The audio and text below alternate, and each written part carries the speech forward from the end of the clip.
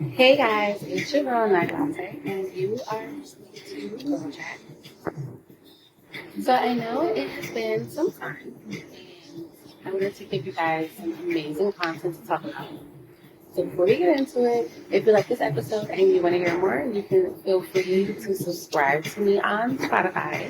You can also follow the podcast at Girl Chat by Night Latte on Instagram or at Night.Latte on Instagram as well. If you want to hear more to catch up on my previous episodes, definitely go ahead and set your alerts on Spotify so you'll be the first one notified of new content. And you can go ahead and rate me as well.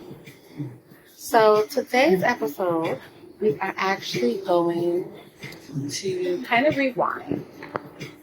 So a couple months ago, I want to say it was April, was Sexual Assault Awareness Month. And yes, I know it's July. I know I'm late. But lately, Day and I have been binging Law and Order SVU and just rewatching like a bunch of episodes. There's a lot of episodes she hasn't seen. I've seen the entire series from season 1 to 24. So it kind of got us talking about how, SVU accurately depicts, the entire process from police investigation to things like rape and everything from interviews to speaking of victims to the procedural process. And we were just kind of talking about how accurate it could be as it appears to like regular life. And with April being Sexual Assault Month, I meant to record this, but it did get me thinking about when I was sexually assaulted. If you don't know, I was sexually assaulted on April 20th, 2001. I was 11 years old. I guess just kind of sharing my story to give you guys some insight on what it was like in real life.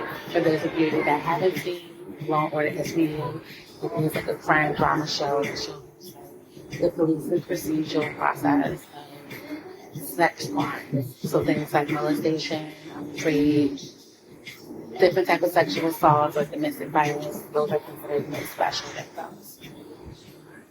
So, let's get into it. So, the month was April 2001. I was like 11 years old, and I was sleeping in my bed. It was at 1 or 2 o'clock in the morning.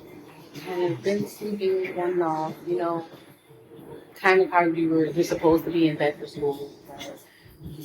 You hear people walk by your door, your parents might check in to pretend to be asleep.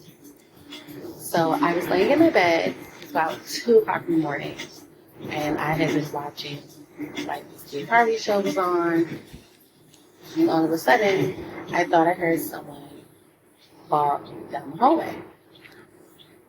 Thinking it was my parents, I quickly just hurried and shut my eyes. So I heard my door open, and thinking that it was like my mom and my dad, that, oh, they're coming to check on me. They're going to open the door, peek in, oh, see, I'm sleeping, and leave. Well, I heard the door open, but I didn't hear the door shut in. I heard someone kind of come in my room. And again, I'm still thinking that, these were my parents just coming to cut my TV off or just make sure I'm actually sleeping. So I feel this presence sitting on my bed. Kind of being scared, I just shut my eyes, still pretended to be asleep. Didn't make any sudden movements. And at one point, I went to go pretend like to roll over.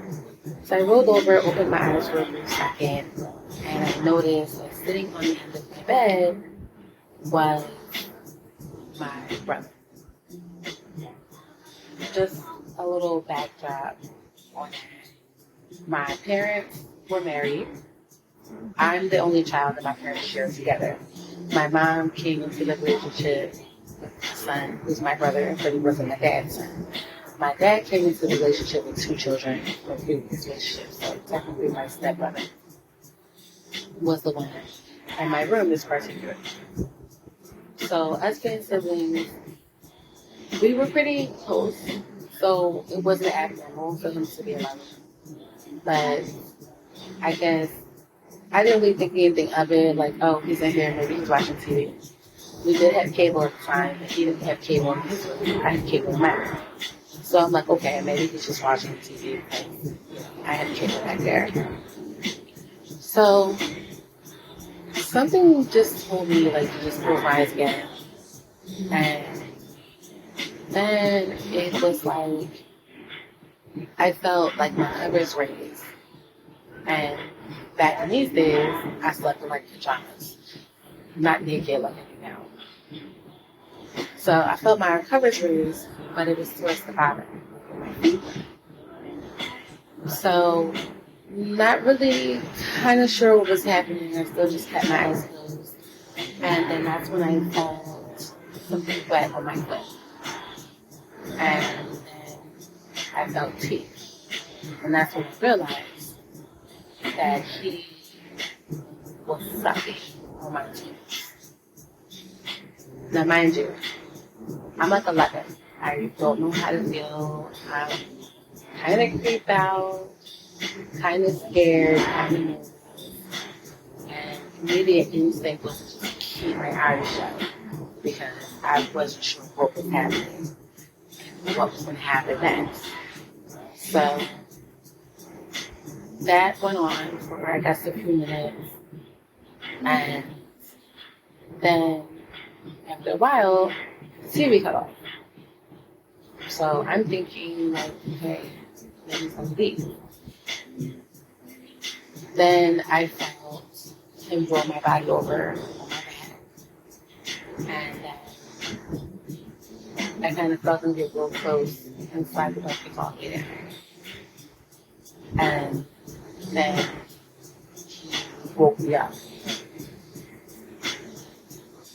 And he didn't say anything, he just woke me up. And I continued to be groggy, like I was really sleeping. And I was just like, what? He just was like, you know, do you love me? And I was like, yeah, of course. And then he proceeded to play on top of me and kiss me on the mouth. And of course, being that young, I just froze. Literally didn't do anything. Didn't know how to feel. I of course was scared, but I didn't make any noise. I didn't pay any attention because, I mean, I had seen enough, you know, true crime, law, and else, and I just was like, I didn't want to be killed, and I didn't want to do anything that would make him mad or make him react irrational. So I just told myself, like, just lay there. So he kissed me on the mouth, and then he kissed my neck, and then I just remember him saying, like, you're so sexy, you're so beautiful, and I just couldn't move. I felt like I was outside of myself, watching everything. And it's easy to just say, like, in that moment, you know, you're watching yourself and you're like, scream, fight, do something. And it just was like, I was watching a movie. Like, I was watching myself go through this, and I couldn't say anything. It was like someone took my voice. All I could do was sit there. And then he literally leaned up, pulled his wings out. I just remember feeling sharp pain. And I just let out a small yelp. And then he like stopped. And then put the blanket over me. And like got up. And then just left. When I tell you, it was like time stood still at that point. Because after he left, I literally remember not even to bed. I definitely really wasn't going to sleep after that. I just like put the TV on and just Like, it was on, but like I barely watched it. The crazy part was I really remember not going to sleep at all that night. And when I did sleep, I would wake up every 2 seconds because I was scared that it was going to be bad. Was he going to kill me to make a child? It was scary and it was weird. I didn't know how to feel. I spent the entire rest of that night. You weren't saying anything, you were not saying anything, you were just freaking it happened. And then I really remember that there was a part of me that still was like, I don't want him to get in trouble. So I didn't want to say anything.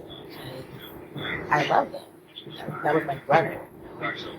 So I literally remember the next day going to school, and I'm telling you, the universe like has a way of just making sure when it rains, it pours. So I go to school, mind you, I'm already really emotionally fucked up about what happened to me that night. Then I go to school the next day and find out that like one of my only friends in the class had got hit by a car the previous day after school. And she was in the hospital. So now I'm like, fuck. I don't even have like my quote unquote like best friend here at school. This confusing ass thing just happened to me. And I put my head down and I just remember I just started crying. And of course everyone was thinking like, oh, you know, they were really close. Maybe she was just sad, like about her friend. She's just worried. So of course, everyone just kind of ignored me and just rubbed my back and said, "Oh, it's okay. Like she's gonna be fine." And little did they know, like, yes, I'm sad about that, but I'm not crying about that. So I remember one of my friends, another girl I was cool with. She like hugged me and was like, "No, it's okay. Like, she's alive. She's just injured." And I was like, "It's not that." And she was like, "Well, what's the matter?" And I just started bawling. My brother. And she was like, "Well, your brother what? Like, is he okay? Does something happen?" And she was on top of me. And she was like, "What?" And I was like, "He was on top of me." And then she asked me, like, on top of when? And I was like, last night. And then I literally just remember she went and got like a teacher and told the teacher. And the teacher like hugged me, asked me to get up, and she was like whispered in my ear, like, "Is what she just told me true? Did you see my brother was on top of me?" Yes, yes. So from there, it kind of puts you in mind of like an SVU episode there because they ended up taking me to like a counselor, a school counselor, and she asked me what happened from start to finish. And then, of course, she had to then call my parents, and then she called the police. And the police, I remember the police met me at school first, and they're asking me what happened, telling them what happened, and then they asked me if like my parents knew, and I told them no. So then my parents got there. I'm thinking like, you know, the cops are gonna tell my parents because like I'm scared. I don't want to tell them what happened. So the cop was like, "I'll be right here," but he was like, you know, "It has to come from you." And then I just remember my dad was just like, "What's wrong?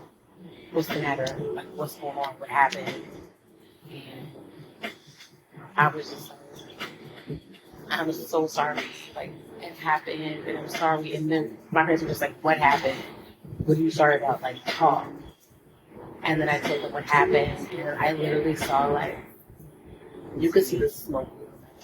So not at me, but like he was just like, "Why didn't you say anything this morning? Like, when you took me to school, like, why didn't you say anything?" And I was like, "I didn't know. I wanted that you guys were mad at me." And my mom was like, silent with me. And I remember the cops asking my parents, like, "Well, where is he now?" And they were telling them, like, "Oh, he's at the house." And then they just kind of talked through the procedure of what would happen. They were saying that I would need to go to like the special victims, like, you know, thing about report, things like arresting. And that was like the longest day of my life because, of course, I had to go and get a kid done. I had to speak to the detective. And then, of course, after all that, I went home. And the cops, I remember my parents parked at the corner of the block. And the police, I watched them go into my house and bring them out in handcuffs. And I lived in one of these blocks, guys, where everybody knows everybody. We all grew up together. Everyone's a play aunt, play uncle. And this was the fucking day, guys, where like everyone was outside. Like everybody was home from work today, like that day. And then everyone's just kind of watching, and they're all kind of like, what happened, what happened? They're all like trying to ask my dad what happened, trying to ask my mom what happened. I went in the house, and they were like trying to ask me what's going on. And like, I remember I didn't want to talk to anybody. Like, I was watching him get arrested, and I still felt bad. Like, I still felt guilty. I still felt like, why did I do this? So, kind of fast forward, I ended up having to go to like therapy, like counseling, and talking to someone while we went through the court thing was approaching. And what I mean that it was like every episode of every Lifetime movie or SVU episode where you would think that people in my neighborhood would rally around me. I actually had people that were really saying like that I'm lying. And they were like, oh, he would never do that. Oh, he loves his sister, he would never. Oh, I can't believe she's making this up. I can't believe she would lie like this. And then I had people who I considered friends that was really like, well, I mean, if he really did that, then like, why didn't you say anything? Why didn't you pick your mama? Or why didn't you push him off? Like, he's not like he's real big and strong. Like, why didn't you do anything? And these are people, guys, that I fucking were calling friends. And they were literally questioning me. And then saying, like, I don't know if I believe you. So it was definitely humiliating. Like, some way it got around school. Everyone in school knew. So 2 weeks I didn't go to school because I couldn't even, like, I couldn't fathom the thought just knowing everyone. And then just like sleeping, the first week I was sleeping, my parents was like off lights on. It's like I couldn't go on my room. Scared. I was literally like that day, really scared of the dark. Because I just was like, every time the lights were out, I was sleeping. My mind would just go back to that. So like, it literally was just hard. And then having to go to court and literally testify, literally. But I remember like the lawyer, like my lawyer was like, you didn't have to testify. And it's literally, guys, just like, kind of just like it was on TV.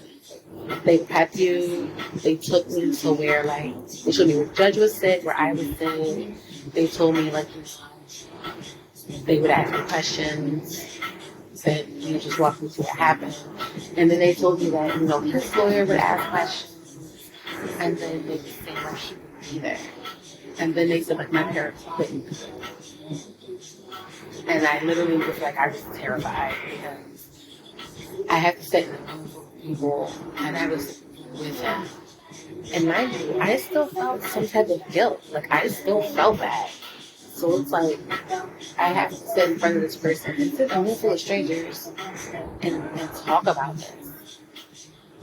And I kept saying, like, I don't know if I can do this. I don't know, like, what happens if I just change my mind.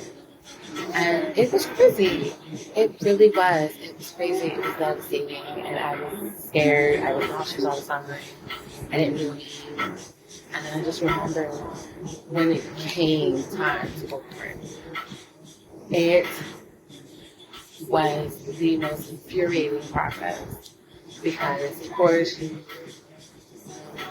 start talking, they walk you through what happened, and they just want you to, tell what happened, and then they would stop and ask questions. So, like, my lawyer would ask questions like, oh, well, how did you know what time it was? And I would tell them because, the show that I watched came on every day at 2 o'clock. So I knew if it was coming on, it was 2 o'clock. And then she was asking me, why didn't I tweet you? What made you tell someone? And did I tell someone? When did I tell someone? And they were asking really specific questions, like, oh, where was his time? Where was your hands? Where was his hands? When this was going on, what were you doing? And then I guess I would say when his lawyer, which was his woman, when his lawyer would ask questions, and she would ask, like, oh, do you guys have a good relationship? Did you guys fight a lot?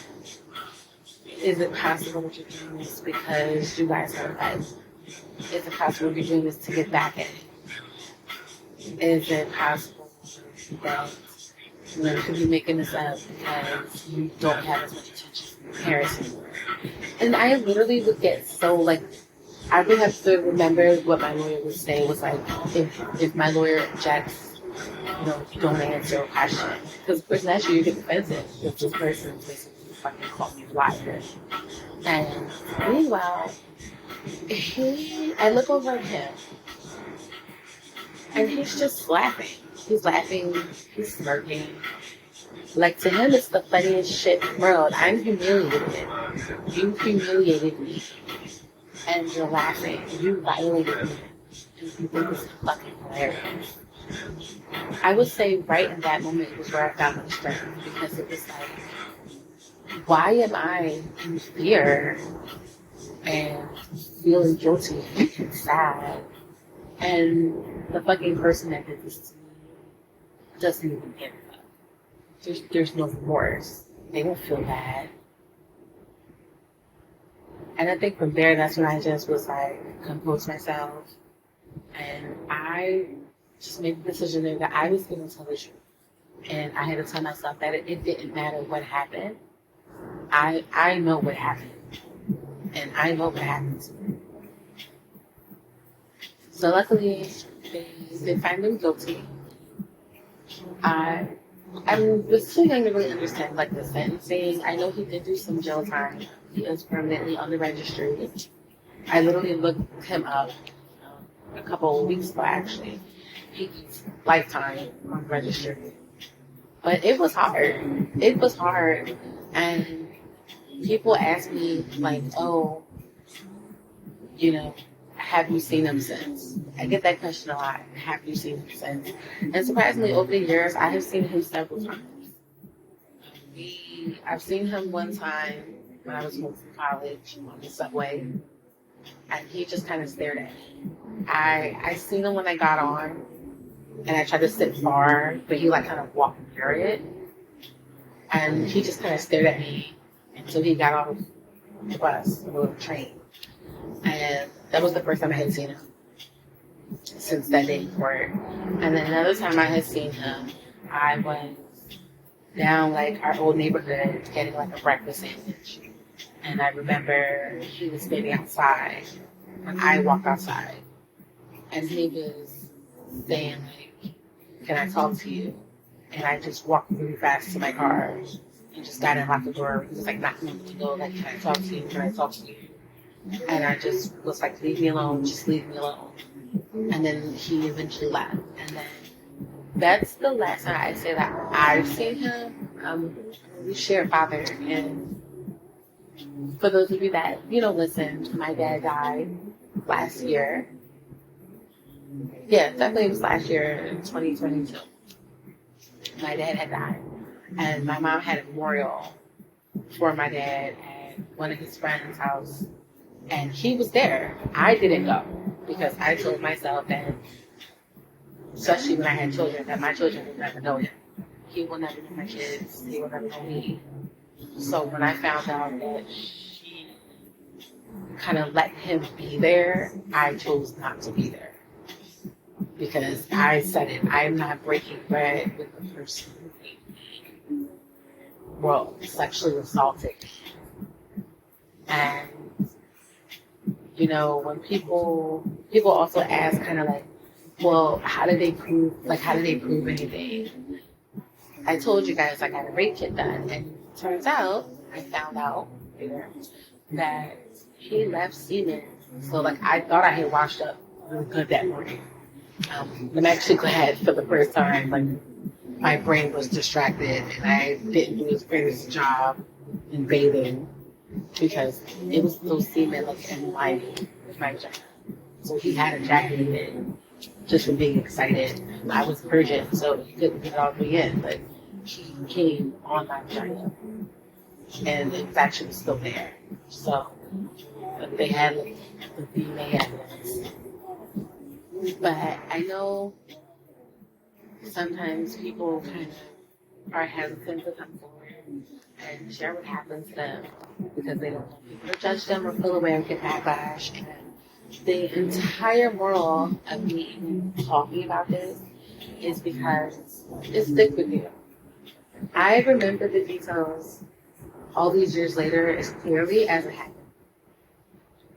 The way, like, I remember it as clear as it happened yesterday. And the whole purpose of talking about this is because sometimes we don't talk about it. There are people that don't talk about it and it affects them as an adult. And it did affect me for a while. It made me super hypersexual. I felt like if my own brother didn't care about me, nobody else would care about me. So I, in the later years, just gave my body away freely because I just thought that's what happened. But we don't talk about that enough. We don't educate our children enough in inappropriate touching, which is not okay because we feel like they're too young. But I think definitely I had never had that conversation. I didn't fully understand what was happening to me. So that's my story time today, guys. That's all the time I have today. Remember, if you like this episode and want to hear more, go ahead and like, subscribe, and rate it on Spotify. Until then, guys, it's been good.